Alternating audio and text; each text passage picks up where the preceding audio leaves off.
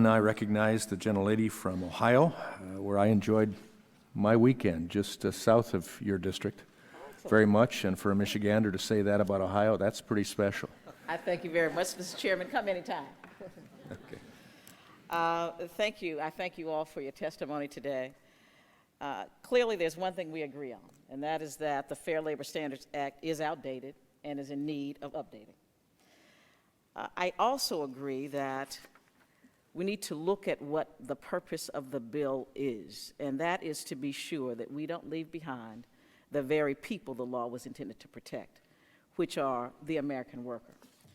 Now, Mr. Court, I just want to be clear on something that you said. You indicated that oftentimes when the investigation is completed, they come and give you kind of a take it or leave it right now. Now, if in fact that's the case, I'm with you. I don't agree that that's appropriate. But I do want to be clear on this. The investigator does not determine whether an employer has legal counsel or not, do they?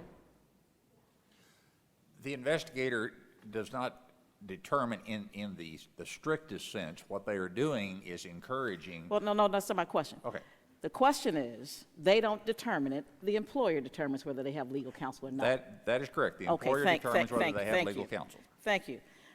Mr. Richardson, I will have to admit that I've eaten too many of those when I was in college at Ohio State. We appreciate your patronage. Thank you. Spent a lot of time in Ohio. Let me say that first. But let me ask this question. What is the average salary of your managers, and how many hours do they work on average?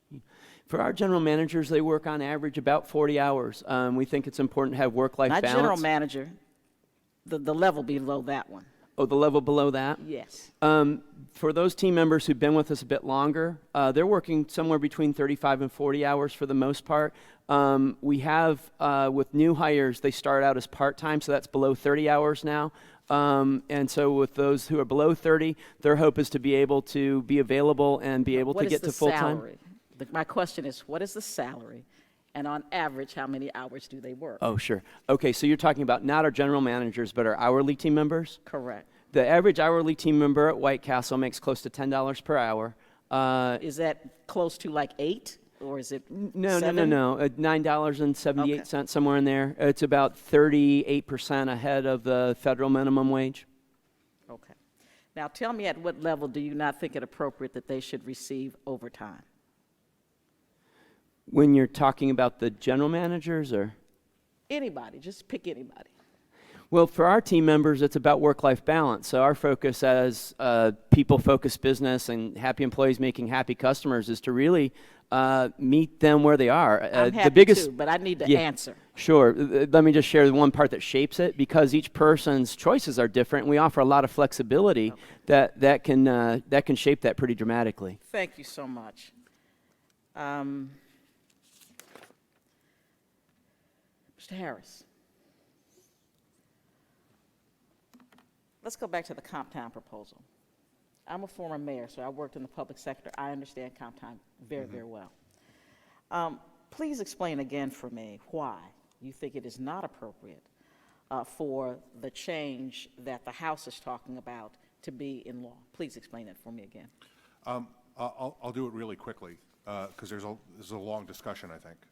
First is the myth that the FLSA is perfectly inflexible is just that, it's a myth.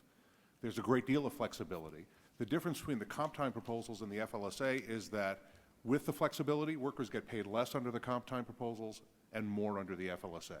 So if you're concerned about wage stagnation, if you're concerned about income inequality, the comp time proposals are the wrong way to go. The second is workers don't need time or money, they need time and money. And I think that the premise of the bill that they should have to buy overtime buy time off from their employers by sacrificing their overtime pay, in addition to being morally dubious, is really problematic as an economic matter and as a matter of where we are in our country. And finally, I would say, as I said before, in response to the ranking member's question, I don't think that workers get the deal that they're being promised because employers still control the comp time in large part. Thank you very much. And let me say lastly, I understand that there's some issues with the investigation. I'm going to look into that to see what's happening with that. But I do know this one thing.